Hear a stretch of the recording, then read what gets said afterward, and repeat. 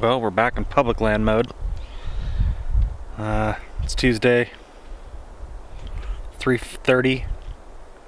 Haven't heard anything yet, but just checking some new spots I haven't checked this year at all. You couldn't get through this road like 4 days ago, but now you can, so now I can access some other spots that I could access them still, but I'd have to drive like an hour and 20 minutes around just to get into this one spot. And now I can access it in like 15 minutes. So we're gonna see what we hear. Usually there's a lot of birds in this area all throughout the spring, but with all the people that I've seen this year, I don't know. We're gonna find out tonight. Gonna do some listening, so stay tuned. It is April 20th, 2021. Let's do this. 2 more tags for me. 2 more tags for Braden. 3 more tags for Nick.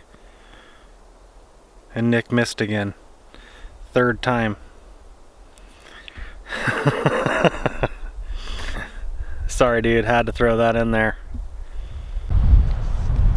This sign right here says no motorized vehicles beyond this point all year long. I wonder how many people this weekend drove down this road. I bet you more than one. They don't know how to read a sign. Well, the wind is whipping. I'm gonna sit out here on this little point here and listen for a little bit, I guess, but the wind is getting after it. Hopefully it dies down once the sun goes down so we can hear, but I guess we'll find out. Definitely killed some birds in here over the years. There's a lot of marks on the Onyx maps.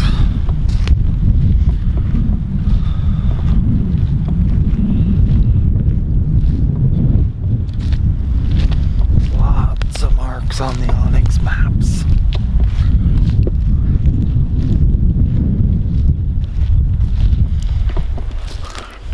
There's some turkey poop right there on the road. Old, but I'm glad they're still using this after they logged it. They didn't log it too bad, but they definitely got pretty close to some roosting areas. And I thought it might screw it up, but last year it was closed and we actually hiked in here. You could come in here, but you couldn't drive the road. The road was closed because they were running log trucks in and out. And some pretty steep, windy stuff, so I guess they didn't want anybody in there, so we hiked in there. And the birds were just going crazy in here. I mean, there was like 7 birds that lit up when I got in here and called. It was nuts. And we ended up sucking one in and killing them. And I was already tagged out. So, but yeah, but it looks like there's some foot traffic that's been in here and all that, so we're gonna just see. I'm hoping they'll gobble. I don't know. They've been, the way they got pounded on Thursday, and there's more shit right there, but the way they got pounded Thursday and probably Saturday and Sunday, I don't know how much they're gonna talk.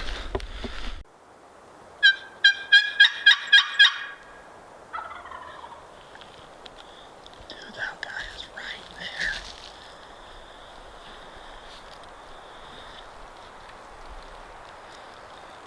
That guy is right down there in that meadow. Ooh, he's close.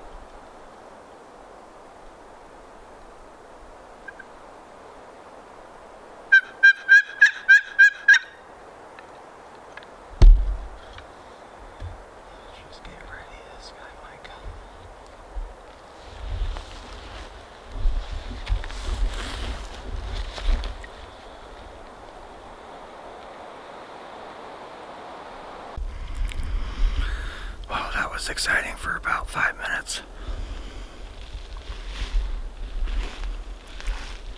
Had this bird just, absolutely tear my call apart.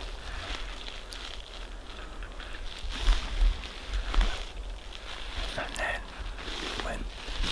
I heard another gobble about 8 minutes later, like 200-300 yards from there. I don't know if he saw me or what it was, but or he got called to 4,700 times this last weekend, but we're gonna sneak around here and see if we can find him for the morning. Well, I finally got one to gobble, and he's right up there where they usually are. I'm gonna go around and see if I can find where this other one is, but definitely one right there. Didn't sound like the greatest gobble ever. Hopefully it's not a Jake, but at least it's a turkey. April 21st. 5:03 in the morning.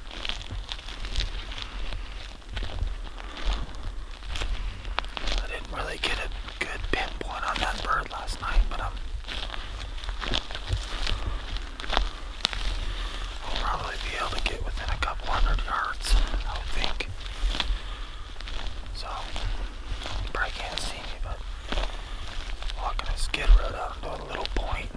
He should be just across from me. There's some meadows down below where he was last night. I'll probably slip in there and set up.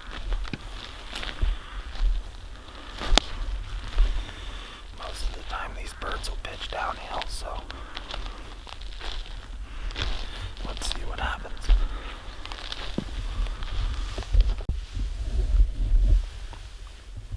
I've gotten 2 gobbles. That bird's actually firing a little bit. This other one hasn't gobbled once.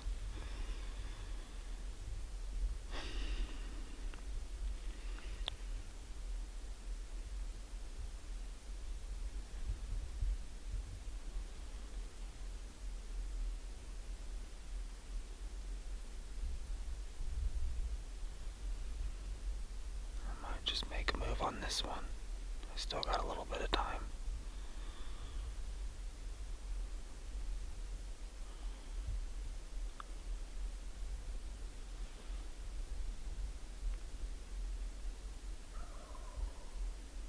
There was that other one right there. Yeah, I think he's in a pretty good spot to set up where I wanted to set up, so I think let's just do that.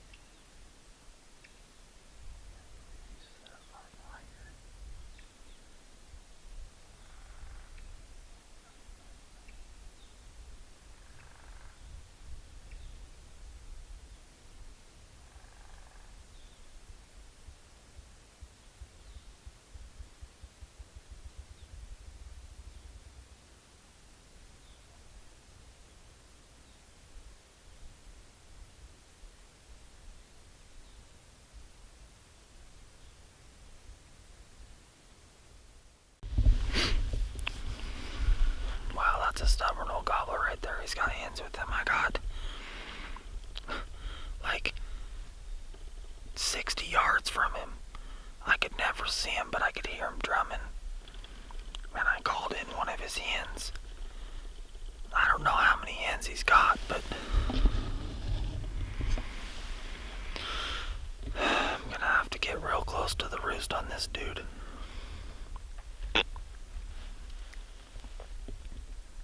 were right out in this meadow for like an hour or more, and now he's moved off. Like, he's probably 250, 300 yards over there.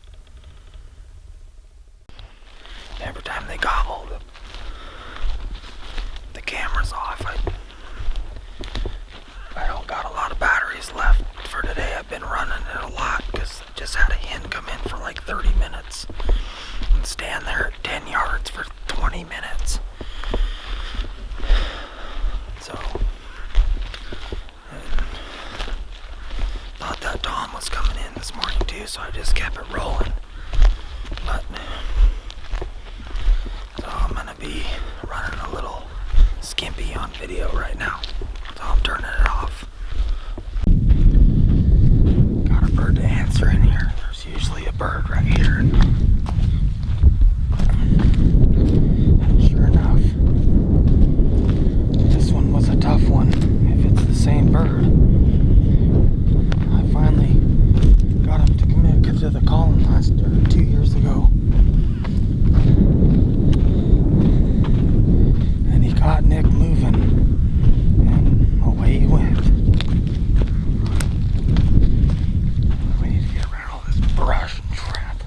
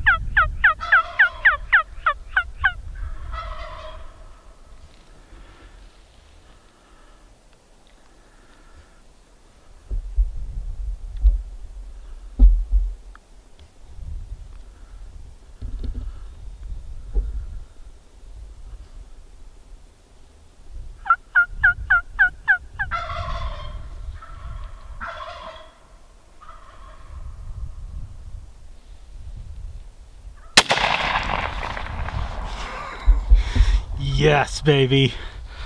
I don't know if I got him on video, but I got him. Yes, baby. 410. 410, baby.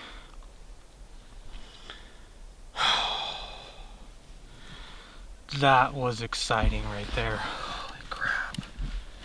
That was exciting. He stayed on the side of that hill. Just on the other side of that hill for like 3 or 4 minutes, just drumming. And there's another bird behind him gobbling. There's 3 of them down below gobbling. That was awesome. Awesome. Another one with the 410, baby.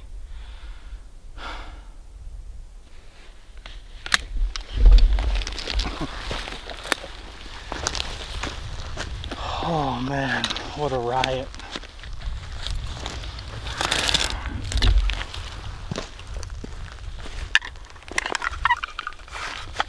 What a riot.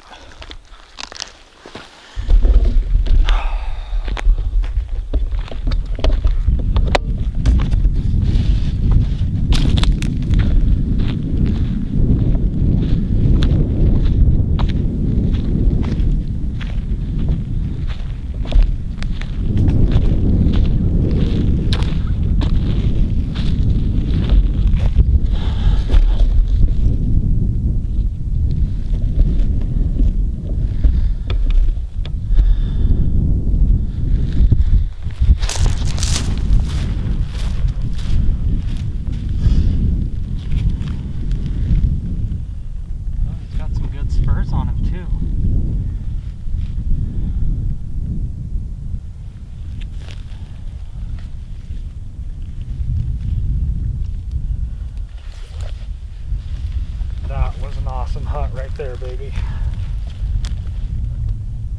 He's got a good beard.